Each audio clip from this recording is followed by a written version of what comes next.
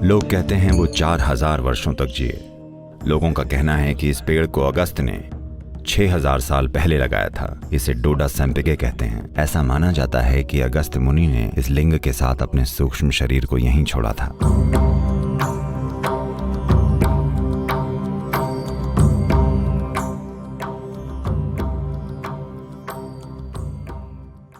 केदारनाथ से लगभग 6 से 7 किलोमीटर दूर कांति सरोवर के तट पर योग विज्ञान की पहली दीक्षा दी गई थी।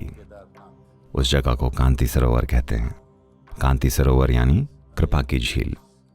It was named as the Lake of Grace. उसे कृपा की झील नाम दिया गया था क्योंकि इस झील के किनारे पर पहला योग कार्यक्रम हुआ था। 12 से 15,000 साल पहले जब आदि योगी हिमालय के ऊपरी क्षेत्रों में दिखाई दिए, हजारों लोग वहां इकट्ठा हो गए क्योंकि उनका व्यक्तित्व ही कुछ ऐसा था कि लोग आकर्षित होने लगे और लोग वहीं बैठ गए। पर वो कुछ नहीं बोले। उन्होंने आंखें बंद की और वहीं बैठ गए। लोग इंतजार करते रहे। वो बस ऐसे ही महीनों तक वहीं बैठे रहे बिना हिले। लोगों को समझ आया कि अगर कोई इस तरह बैठा है तो वो जरूर अपने शरीर और भौतिक प्रकृति के परे होगा, नहीं तो वैसे नहीं बैठ सकता। सिर्फ 7 लोगों को ये बात समझ में आई और वो वहीं बैठ गए। भारत में इन 7 लोगों को आज सप्तऋषि या 7 दिव्य ऋषियों के रूप में जाना जाता है।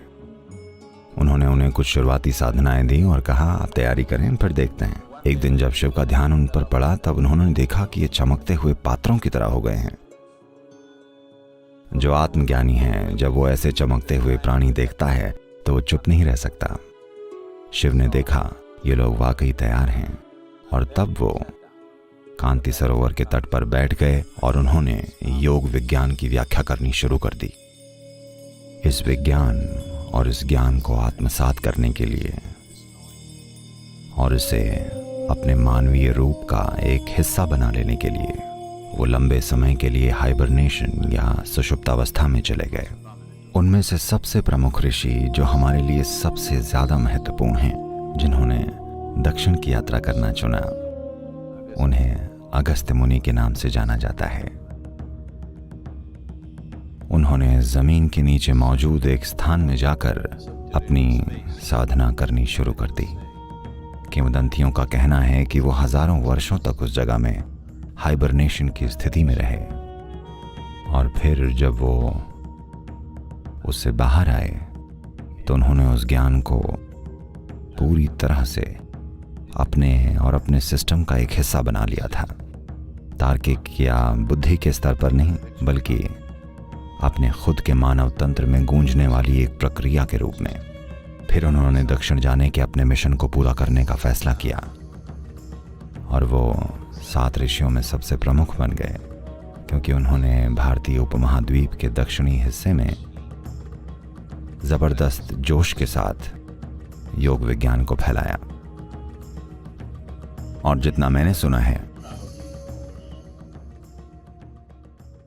उन्होंने देश में शायद 700 से अधिक आश्रम स्थापित किए, जिनके अलावा कई दूसरी छोटी जगहें भी हैं, पक्के आश्रम जहां साधना होती थी। और उन्होंने उन स्थानों पर कोई गुरु स्थापित किए ताकि साधनाएं चलती रहें। उन्होंने देश भर में 700 से अधिक आश्रम स्थापित किए ताकि आध्यात्म रोजमर्रा की जिंदगी का एक हिस्सा बन जाए। उनकी समझ की जो गहराई थी और जिस तरीके से उन्होंने अपना काम किया, जिस ऊर्जा और बुद्धिमानी के साथ उन्होंने चीजें संभाली, ये कई मायनों में बड़ा महामानवीय है।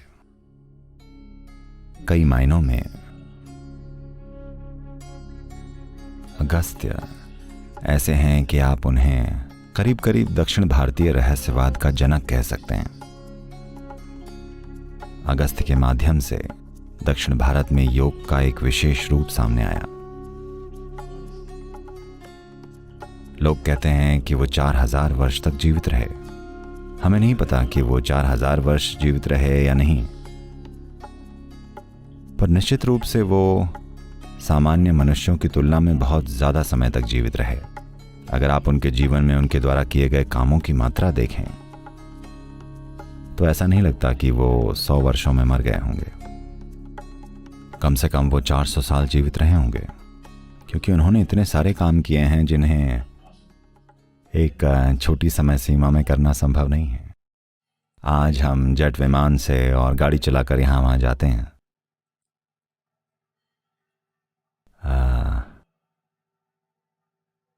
समझिएगा, हम कम समय में बहुत कुछ करने में सक्षम हैं, पर अगस्त ने पैदल चलते हुए इतनी सारी यात्राएं की कि किसी के लिए भी सामान्य इंसानी उम्र में इतना सारा काम करना असंभव है। पक्का वो बहुत लंबे समय तक जीवित रहे, शायद 400 साल रहे होंगे, या शायद 4000 साल, या तो लोगों ने एक और जीरो जोड़ दिया होगा। आखिरकार जीरो है। पर उन्होंने अतुलनीय काम किए थे। ये अगस्त मुनि ही थे जिन्होंने कार्तिकेय के क्रोध पर काबू पाया था। कार्तिकेय शिव के पुत्र थे, तो वो बहुत गुस्सा हो गए थे, इसलिए वो अपने पिता से दूर जाना चाहते थे। तो वो बड़े क्रोध में दक्षिण की ओर चल पड़े और वो एक योद्धा बन गए। कई मायनों में वो एक बेजोड़ योद्धा थे। वो जीतते चले गए। वो शासन करने के लिए लोगों को नहीं हरा रहे थे। उन्हें जो कोई भी अन्यायपूर्ण लगा वो उसका वध करते चले गए, क्योंकि उन्हें लगता था कि उनके माता पिता ने उनके साथ अन्याय किया है और वो न्याय लाना चाहते थे। जब आप गुस्से में होते हैं तो आपको सब कुछ अन्यायपूर्ण लगता है ना? अगर गुस्सा आ जाए तो आपको हर छोटी छोटी बात पर लगेगा कि आपके साथ कोई बड़ा अन्याय हो रहा है। तो उन्हें लगा कि दुनिया में बहुत अन्याय है, तो इसलिए उन्होंने कई लोगों को मार डाला। तो उन्होंने कई लड़ाइयाँ लड़ी और वो दक्षिण की ओर बढ़ते चले गए। ये अगस्त ही थे जिन्होंने उनके इस क्रोध को उनके आत्मज्ञान का साधन बना दिया और अंत में कार्तिकेय ने सुब्रमण्या में विश्राम पाया। तो आखिरी बार उन्होंने सुब्रमण्या में अपनी तलवार धोई और कुछ समय के लिए वहां बस गए और फिर कुमार पर्वत पर जाकर उन्होंने सीधे खड़े खड़े महासमाधि ले ली। So this great art of transforming Kartikeya's anger into a means for his enlightenment was Agastya's work. Kartikeya के क्रोध को उनके आत्मज्ञान के साधन में बदलने की ये महान कला, ये अगस्त का ही काम था। और दक्षिण भारत के ये सभी सिद्ध लोग, वो सभी अगस्त की ही परंपरा से जुड़े हुए हैं। एक तरह से हर वो चीज जो मैं कर रहा हूं वो अगस्त के काम का ही एक छोटा सा विस्तार है। उन्होंने एक जबरदस्त महल बनाया है। हम उसमें बस एक और कमरा जोड़ रहे हैं, क्योंकि उनके दक्षिण भारतीय रहस्यवाद का एक अलग ही स्वाद है, जो कि अगस्त मुनि की वजह से ही है। तो उन्होंने बाकी 6 की तुलना में सबसे ज्यादा बड़े क्षेत्र को रूपांतरित करने का फैसला किया और उसे कई अलग अलग तरीकों से रूपांतरित किया। उन्होंने ये पक्का किया कि आध्यात्म का एक तत्व हर किसी के जीवन में हो। ये शायद अब कम हो रहा है, पर फिर भी अगर आप पिछली पीढ़ी को देखें तो आज भी ये काफी हद तक मौजूद है। यहां तक कि दक्षिण भारत में या उत्तर प्रदेश के दक्षिण में कहीं भी आप एक साधारण किसान को भी देखें तो आप पाएंगे कि एक साधारण किसान में भी आध्यात्म का कुछ तत्व है। ये अगस्त का काम था।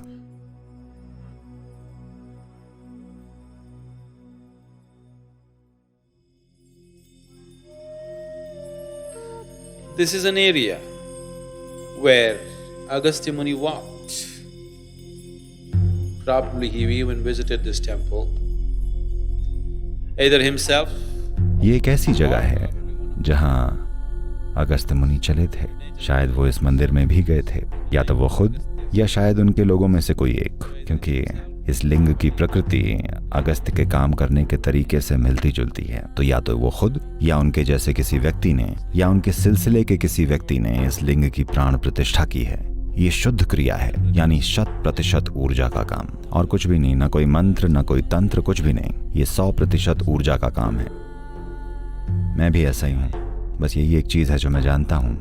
मैं सिर्फ ऊर्जा के आधार पर जीवन को एक आयाम से दूसरे आयाम में रूपांतरित कर सकता हूँ। मैं कोई जप नहीं जानता, मैं कोई अनुष्ठान नहीं जानता, मैं कुछ भी नहीं जानता। बिना किसी अनुष्ठान के समझिए कि ऊर्जा को एक आयाम से दूसरे आयाम में बदलना। आपको पता है गुप्त काशी का क्या मतलब है? गुप्त यानी छुपा हुआ, काशी यानी, आप वाराणसी जानते हैं? आपने वाराणसी के बारे में सुना? काशी सभी पवित्र नगरियों में सबसे पवित्र है और शिक्षा के सबसे प्राचीन नगरों में से एक है। यह एक ऐसा स्थान था जहां एक समय में हजारों आत्मज्ञानी रहते थे। आप जिस भी गली में जाएं, आपको एक प्रबुद्ध व्यक्ति मिल जाता था। तो काशी यानी सबसे पवित्र, तो वो मुख्य काशी है, और केदार के ठीक बाद है गुप्त काशी यानी छुपी हुई काशी। इसके बारे में किसी को पता नहीं चलना चाहिए।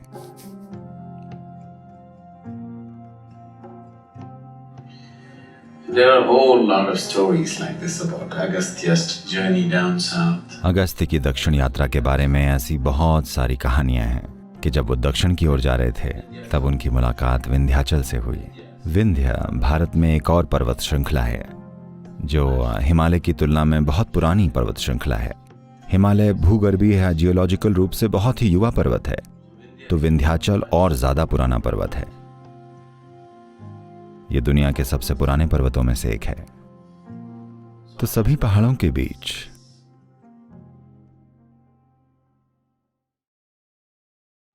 हिमालय को पहाड़ों का राजा चुना गया था। तो जब अगस्त्य दक्षिण की ओर जा रहे थे तब विंध्याचल क्रोधित हो गए और उन्होंने अगस्त्य को रोककर कहा, And said, how can you do this? How can you make Himalaya the king? आप ये कैसे कर सकते हैं? आप हिमालय को राजा कैसे बना सकते हैं? वो मेरी तुलना में सिर्फ एक बच्चा है, आप उसे राजा कैसे बना सकते हैं? अब अगस्त्य जानते थे कि अगर एक पर्वत गुस्सा हो गया तो यह बुरा हो सकता है। जब एक आदमी को गुस्सा आता है तब भी बहुत बुरा हो सकता है, पर जब कोई पहाड़ क्रोधित हो जाए तो पता नहीं वो क्या करेगा। अब अगस्त्य वहां बैठे तो विंध्याचल, जो कि एक बहुत बड़े भक्त थे, उन्होंने अगस्त्य को प्रणाम किया। तो अगस्त्य ने कहा, बस ऐसे ही रहें, वहीं रहें, मैं दक्षिण की ओर जाकर वापस आऊंगा, फिर हम आपकी समस्या को समझेंगे। तो विंध्याचल झुका रहा और अगस्त्य के वापस आने की प्रतीक्षा करता रहा। अगस्त्य कभी वापस नहीं आए। अगली बार जब वो उत्तर गए तो वो दूसरे रास्ते से गए, जगन्नाथपुरी के रास्ते से, सिर्फ विंध्याचल से बचने के लिए, ताकि वो वश में रहे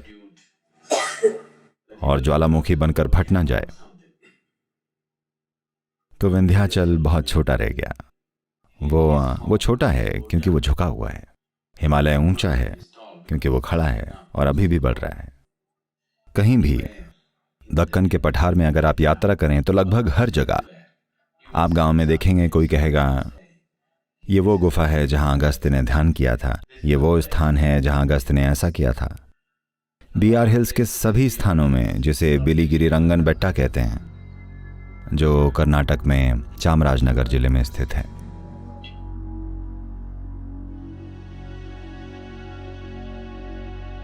So in Bear Hills there is a place where there is a तो बीआर हिल्स में एक जगह है जहां एक सैम्पिके के पेड़ को क्या कहते हैं, इसे इंग्लिश में क्या कहते हैं? सैम्पिके, चंपका कहते हैं क्या? ठीक है, ये एक बड़ा खुशबूदार फूल होता है। ये एक पेड़ लोग कहते हैं अगस्त्य मुनि ने लगाया था। ये पेड़ पक्का बहुत ही अविश्वसनीय रूप से पुराना है। ये पूरी तरह से गांठदार हो गया है और ये अपनी तरह के किसी भी पेड़ से बहुत पुराना दिखता है। लोगों का कहना है कि इस पेड़ को अगस्त ने 6000 साल पहले लगाया था। इसे डोडा कहते हैं, डोडा सैम्पिगे, क्योंकि डोडा सैम्पिगे यानी बड़ा सैम्पिगे, ये इतना बड़ा है। और अगस्त ने यह पेड़ लगाया था और वो कुछ समय तक वहीं रहे थे।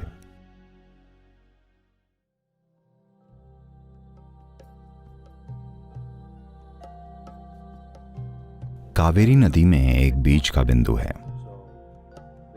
तो उन्होंने बिल्कुल सटीक मध्य बिंदु की पहचान की और अगस्त्य मुनि ने एक लिंग की प्राण प्रतिष्ठा की, जो कि मूल रूप से उन दिनों के किसी पारंपरिक मिश्रण और रेत से बना है।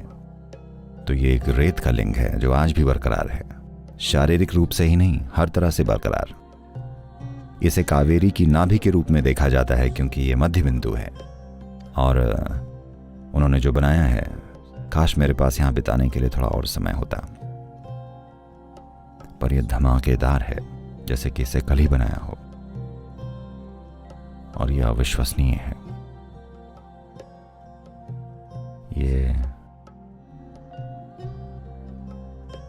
ये हमारा वंश है। ऐसा माना जाता है कि अगस्त्य मुनि ने इस लिंग के पास अपना सूक्ष्म शरीर छोड़ा था और अपने मानसिक शरीर या मनोमय कोश को कहाँ, मदुरै या विरुद्धनगर के पास कहीं एक जगह है जहां उन्होंने अपना बौद्धिक या मानसिक शरीर छोड़ा था। पर उन्होंने कार्तिकेय की मदद ली और अपने भौतिक शरीर को कैलाश ले गए जहां शिव मौजूद थे और उसे वहां छोड़ दिया। ये अंत समय में चीजों को करने का एक शानदार तरीका है।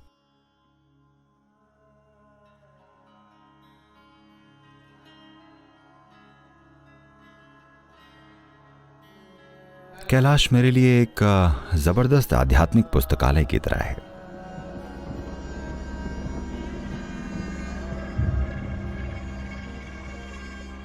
लोग कहते हैं ये शिव का निवास था, ये शिव का निवास है।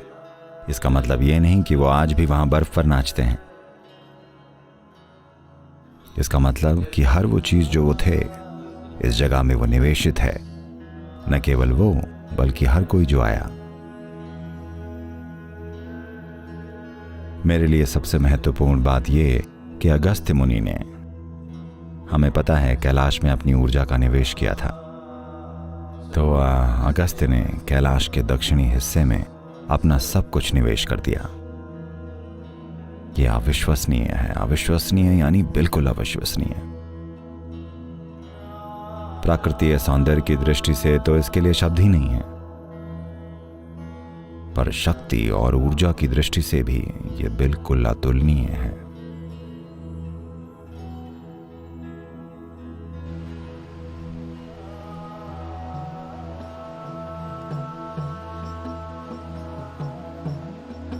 तो अगस्त्य दक्षिणी रहस्यवाद का स्रोत हैं।